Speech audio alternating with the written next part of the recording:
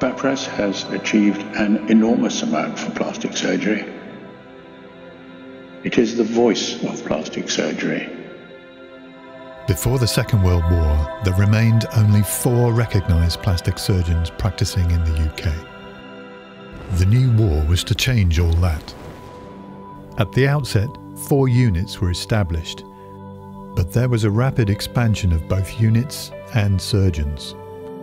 Training was measured in weeks. Plastic surgery itself would have seemed familiar, but a world apart from today. By spring 1944, hostilities were reaching their climax. D-Day approached. But it's another great advance of its time that leads to the formation of the association. Penicillin. Molam's unit up at Hill End was given the task of testing penicillin. So successful was it that on February the 4th, 1944, 24 plastic surgeons under the chairmanship of Rainsford Molam meet to discuss the use of the revolutionary antibiotic at Hill End Hospital, St Albans. At a post-lunch stroll in the grounds, Harold Gillies, acknowledged doyen of British plastic surgery, makes a suggestion.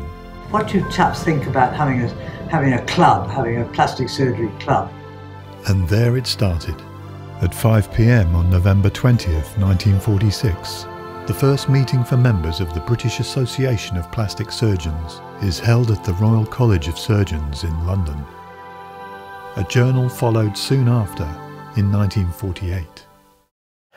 I joined BAPS as a trainee. I think it must have been when I was a registrar or a senior registrar, so that I went along to the biannual meetings. And for a minority speciality to have your own association was just so supportive. I was very lucky to be involved in BAPS when everybody knew each other. I think to some extent I was overawed, very senior people. My interaction mainly was in education, trying to get to the BAPS meetings if I could. To listen to papers, listen to what was happening in other units. It was great to be part of a small community of like-minded individuals, all keen to make changes. Oh, BAPS changed quite a lot. For a start, it grew slowly. When I was first a plastic surgeon, I think there were 80 consultants in the UK compared to 10,000 GPs. We had not many consultants in the country. I mean, there were at that time only 18 senior registrars, for example. Delay in expanding plastic surgery was regrettable, and it was a real battle. The hierarchy were rather protective of the specialty. I've always felt that if you belong to an organisation, you want to get into a position where you can have some influence. I think the highlight of my career has been working with BAPS and BAPRAS.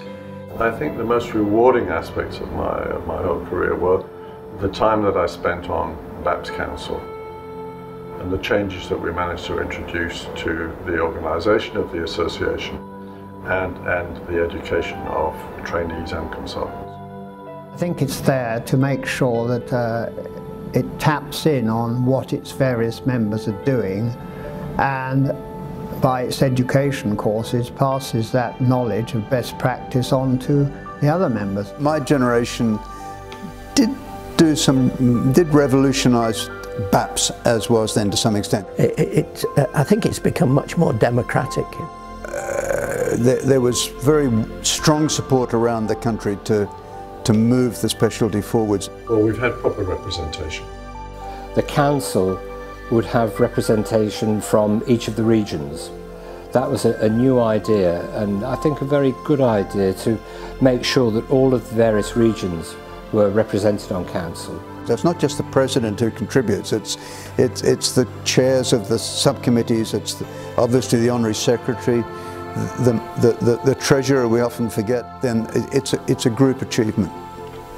I don't think we would have managed anywhere nearly as well without the influence of Helen Roberts and the Secretariat. They worked so hard and were so supportive. One of the things I loved about it was I was never ever made to feel it was the surgeons and the Secretariat. We were just one big family working together. Sad to see Helen going, because she's been just a wonderful asset to this association. She's made it, quite frankly. Yeah, I was just everybody's mother, really. I didn't seek to become president. I was a bit dumbfounded because it had never, to be honest, it had never crossed my mind. I hope I put a positive spin on what was happening in plastic surgery. At that time, there was a lot of doom and gloom about where plastic surgery was going. It was being encroached on by other specialties. It wasn't really Buggin's turn, but I'd been on council, I'd sat on various committees. I thought I had something to offer. An appropriate time to actually give back what I had gained from BAPRAS.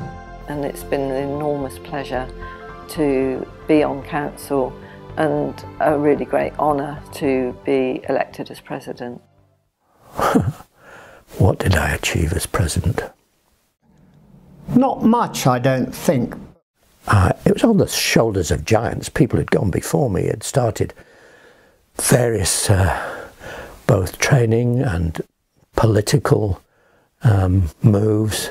That was the time when we were having a lot of problems with, you know, the training of juniors and maintaining medical careers and all that sort of stuff. But no one in plastic surgery got on the council of the College of Surgeons until I did. Well, I'm proud of that because I think I led the way. Anne Sutherland was her first lady president up in Edinburgh. She was lovely.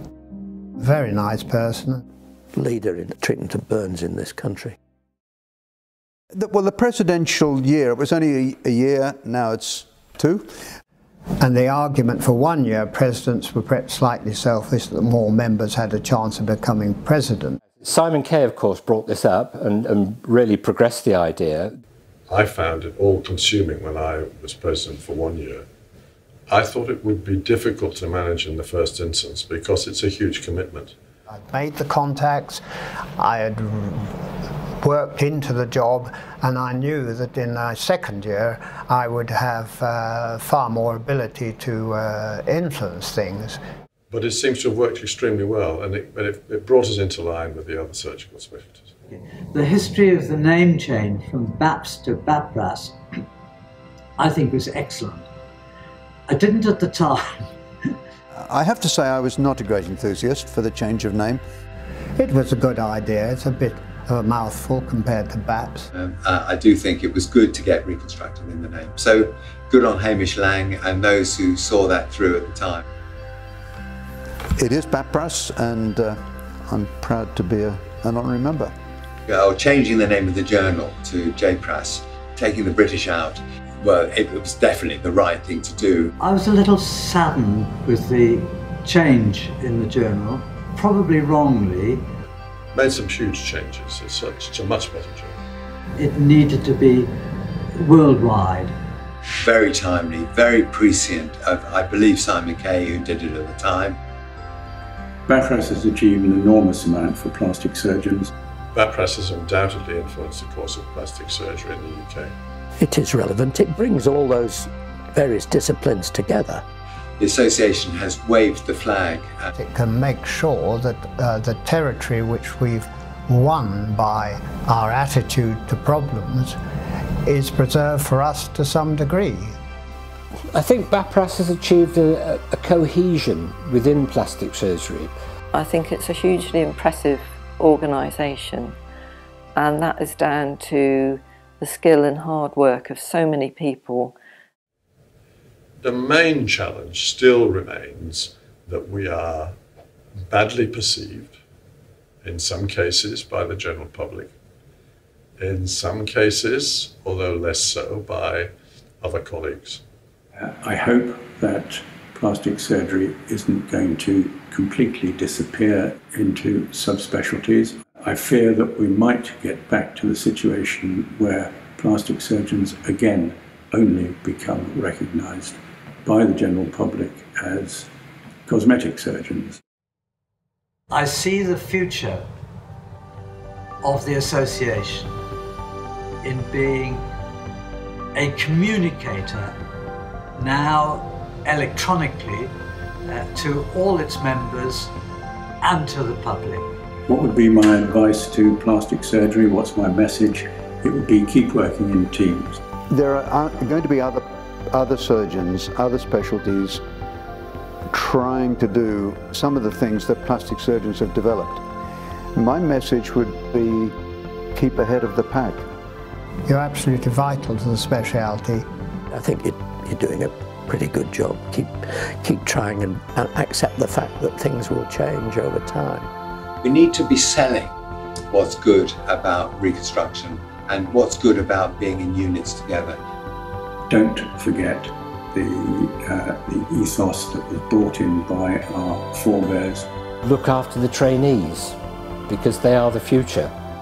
When I look at our Trainees Association plaster, I see the most amazing people with incredible talent and drive and initiative, and I know that our future is really safe in their hands. So plastics is live and kicking, it's great. On our 75th anniversary, what I'd like to say is that the association is full of bright, keen, highly talented individuals. You have to keep going. Let's look forward to another 75.